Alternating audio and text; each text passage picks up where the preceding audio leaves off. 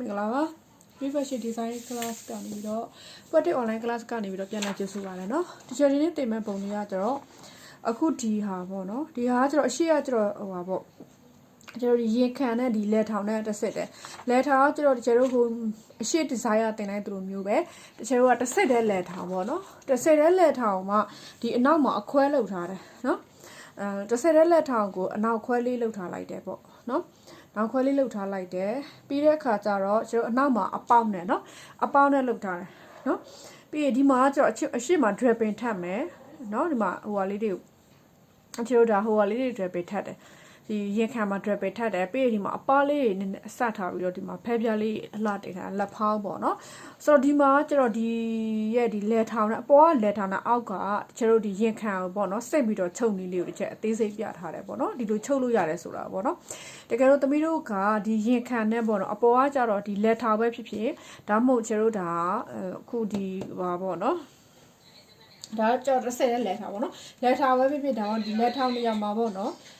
လက်ထောင်နေရာမှာရှက်ကော်လန်မျိုးပေါ့နော်ကော်လန်ပဲဖြစ်ထည့်လို့ရတယ်နော်ဒီလက်ဒီတစ်ဆယ်တဲ့လက်ထောင်နေရာမှာဒီကျတို့ stick လက်ထောင်ထည့်လို့လည်းရတယ်ကော်လန်ထည့်လို့လည်းရတယ်နော်ဒီနေရာမှာကြိုက်တယ်လို့လုပ်လို့ရတယ်နော်ဆိုတော့တစ်ချက်ကအခုဒီဟာလေးကိုဒီမှာကျွန်တော်တစ်ဆင့်တဲ့လက်ထောင်လေးတွေများမယ် draping ထက်တဲ့ဟာလေးတွေများမယ်ရင်ခံလေးတွေဒီလောက်မှာတော့ပါမယ်ပေါ့နော်ဆိုတော့ကျွန်တော်ဒီလောက်ကတော့သင်္ကန်းဆိုတဲ့နဲ့ပို့ပြီးတော့ထည့်ပေးထားတယ်နော်โอเคအဲ့ဆိုတော့ပတ်တန်လေးကိုခုဒါမူလဆွဲပြီးသားပတ်တန်လေးပေါ့နော်ဟုတ်ပြီမူလဆွဲပြီးသားပတ်တန်လေးကိုမှရှယ်ရိုးကဒါသူ့ကိုဘာလုပ်လဲဆိုတော့အခုဒါလေးကိုပေါ့နော်ရှယ်ရိုးအခုဒီဟာလေးကိုဒီလက်ဘင်းပေါ့နော်လက်ဘင်းကိုဒီဟိုပါပေါ့လက်ဘင်းကိုဒီနောက်ချဲရဲ့လက်ဘင်းကိုပေါ့နော်ကျွန်တော်ဒီဘက်ကို1.5 cm သူ့1.5 cm ချက်လိုက်တယ်ဟုတ်ပြီနော်1.5 cm သူ့ကိုချက်လိုက်တယ်1.5 cm ချက်လိုက်ပြီးတဲ့အခါကျရင်ဘာလုပ်လဲဆိုတော့လက်ဘင်းဘောက်ကိုပြန်ပြီးတော့ဖောက်လိုက်မယ်နော်လက်ထောင်ပြည့်တဲ့အတွေ့အကြုံမို့လို့သူကကျတော့လက်ဘင်းဘောက်ကကျွန်တော်တအားကြီးတော့အထက်ကိုတအားကြီးမဖောက်ဘူးနော်တစ်ဆယ်တဲ့လက်ထောင်ဆိုတာကျွန်တော်ကုတ်ကော်လန်တွေနဲ့အတူတူပဲဒါလေးကနော်ဒါပေမဲ့ကုတ်ကော်လန်လိုမျိုးသူကကော်လန်အချိုးယူတာတော့မဟုတ်ဘူးပေါ့နော်ဆိုတော့သူ့ကိုဒီချယ်ရီမှာဒါလေးကိုဒီလိုမျိုးဆွဲလိုက်တယ်ရမယ်နော်ဆွဲပြီးတဲ့အခါကျရင်သူ့ရဲ့ချယ်ရီလက်ဘင်းကိုတိုက်ကြည့်မယ်နော်လက်ဘင်းကကျွန်တော်ဒီမှာဘယ်လောက်ရလဲဆိုတော့တိုက်ကြည့်မယ်နော်ပေဂျိုးနဲ့တိုက်ကြည့်မယ်သူ့ရဲ့လက်ဘင်းကဘယ်လောက်ရလဲဆိုတော့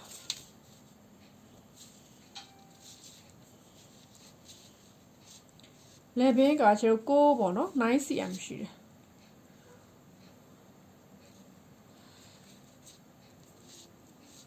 9.5နော် 9.5 ရှိတယ်ဟုတ်ပြီနော်လက်ဘင်းက 9.5 cm ရှိတယ်အဲ့ဒီဟာမှတ်ထားလိုက်မယ်နော်ဟုတ်ပြီပြီးတဲ့အခါကျတော့ကျွန်တော်ဒီမှာကျတော့ဒုကဘာလဲဆိုတော့ poetic pattern ဖြစ်တဲ့အတွက်ကြောင့်ကျွန်တော်ဒါ poetic pattern လေးကိုဆွဲရမယ်နော်ဖြည့်ပြီးတော့နော် poetic pattern ဆွဲဖို့ကြံခဲ့တယ်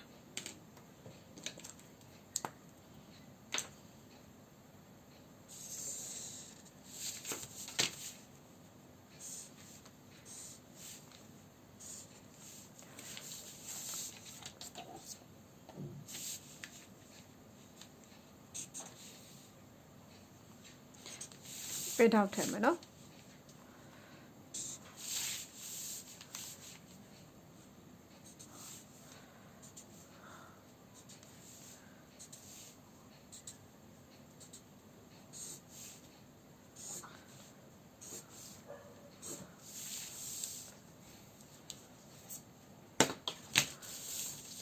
ဆိုသူ့ပိတ်ထောက်ကိုကျတော့ချယ်တော့ဒါဒီပုံစံမျိုးပေါ့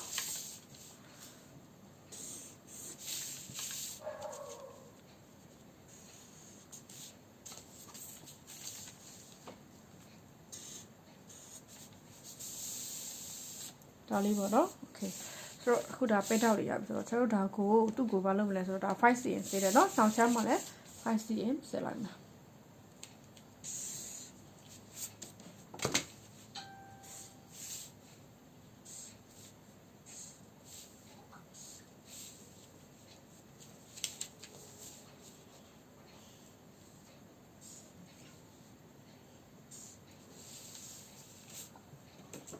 ဒါလေးရမယ်နော်ဆိုတော့ဒါ B ဒါဆို F ပေါ့နော်ဆိုတော့သူ့ကိုသူကညှပ်ထုတ်မယ်နော် sorry ရှေ့ကျတော့ညှပ်ထုတ်လိုက်မယ်နော် ဒါ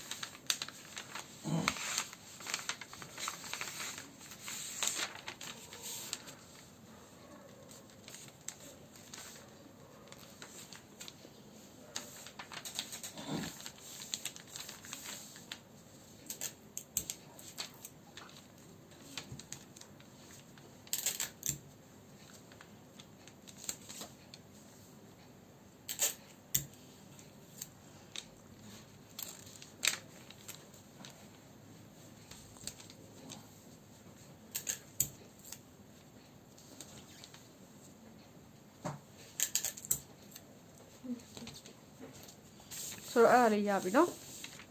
ဆိုတော့သူ့ကိုဒီပခုံးအမြဲတမ်းပြန်ပြီးတော့ချက်တို့ပြန်ပြီးတော့ဖြည့်ဆွဲပေးရတယ်ဟုတ်ပြီနော်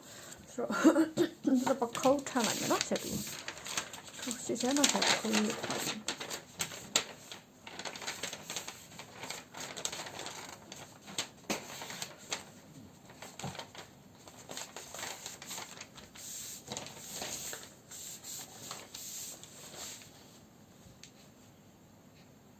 ပခုံးလေးညင်အောင်ရထပ်မယ်နော်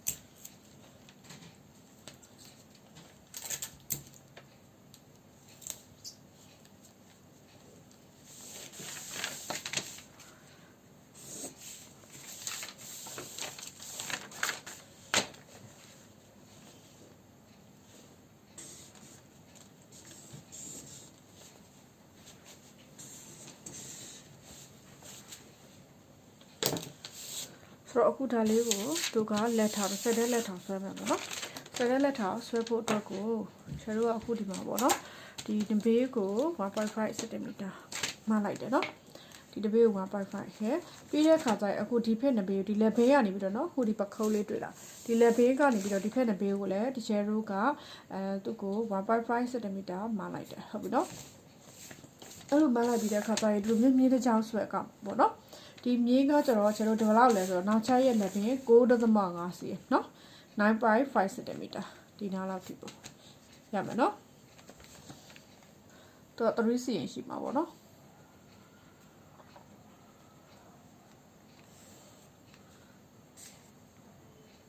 ရမယ်เนาะအဲ့ဒါလေးဆွဲလိုက်ပြီးတော့ရတယ်နော်ဆွဲလိုက်ပြီးရင်ဒါဒီနေရာပေါ့နော်ဒီ level ရဲ့ဒီနေရာရောက်သွားတယ်ဆိုရင်အခုသူ့ရဲ့အပုံစံလေးကိုကြည့်ရရှင်သူ့ရဲ့ပုံစံလေးอ่ะပေါ့နော်ဒါကကျတော့ကျတော့ဒီလိုမျိုးလာမယ်လာတဲ့ခါကျရင်ဒီအောက်မှာကျတော့ရင်ခံပုံစံမျိုးလုပ်ထားရမယ်ဆိုတော့ရင်ခံပြီးတို့ကအခုဒီမှာရင်မြင်းရှိတယ်နော်ဒီရင်မြင်းရှိတယ်ရင်မြင်းကနေအပေါ်ဘယ်လောက်တက်လဲ3 to 5တက်တယ်ဆိုတော့ကျသူ့3 cm တက်လိုက်တယ်နော်ပြီးတဲ့အခါကျတော့သူကကျတော့ကျွန်တော်ဒီလိုမျိုးအပေါ်တက်လာမယ်ပေါ့နော်ဒီမှာ BP ရှိတယ်နော်ဒါလေးကိုတတိတာချက်ပြောတာ BP ကနေတော့အပေါ်ကျွန်တော်ဒီမှာဘယ်လောက်တက်လဲဆိုတော့အများနဲ့ရှစ်သုံးဖို့ကို9 cm ကလုံချုံတယ်ပေါ့နော်9လောက်ကကျတော့လုံချုံတယ်ပေါ့9 cm တက်လိုက်တယ်ရမယ်နော်ဒီက BP အမှတ်ပေါ့နော်ဒီ BP အမှတ်ကနေပြီးတော့ဒီအပေါ်ကိုဘယ်လောက်တက်လိုက်တာလဲ9 cm တက်လိုက်တယ်ဟုတ်ပြီနော်9 cm တက်လိုက်တယ်Okay 9 cm တက်လိုက်ပြီဆိုရင်ကျဲတို့ကသူ့ကိုအခုမလုပ်မလဲဆိုတော့ဒီကောင်ကဒီကနေဒီဝိုက်ပြီးတော့ဒီကိုဆွဲမယ်เนาะဆွဲတဲ့ခါကျရင်သူကဒီနားလောက်ထိကိုယူလိုက်လဲရတယ်เนาะဆိုတော့တကယ်လို့ဟိုကဖြစ်တယ်ဆိုရင်ခဲတာလေးနဲ့အရင်ဆွဲเนาะခဲတာလေးနဲ့ဆွဲပြီးမှရာပြီးမှတမီးတို့ဒါအချောဆွဲပေါ့เนาะ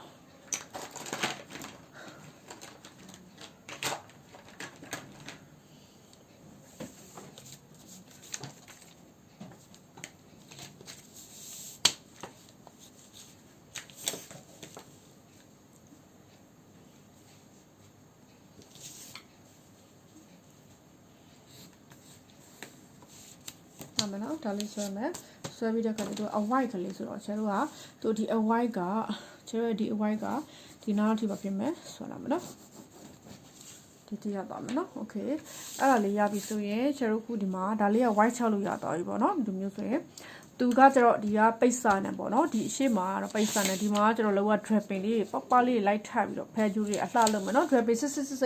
ထပ်ရတဲ့ဟာလေးပေါ့နော်အဲ့ဒါလေးပြချက်လို့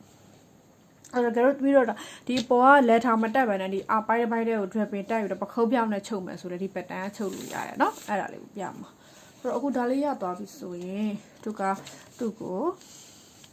အခုဒီကနေပြီးတော့ဒီကိုဒီလိုမျိုးဆွဲလိုက်တယ်ပေါ့နော်9 cm ပြီးတဲ့အခါကျရင်ဒီဟာလေးက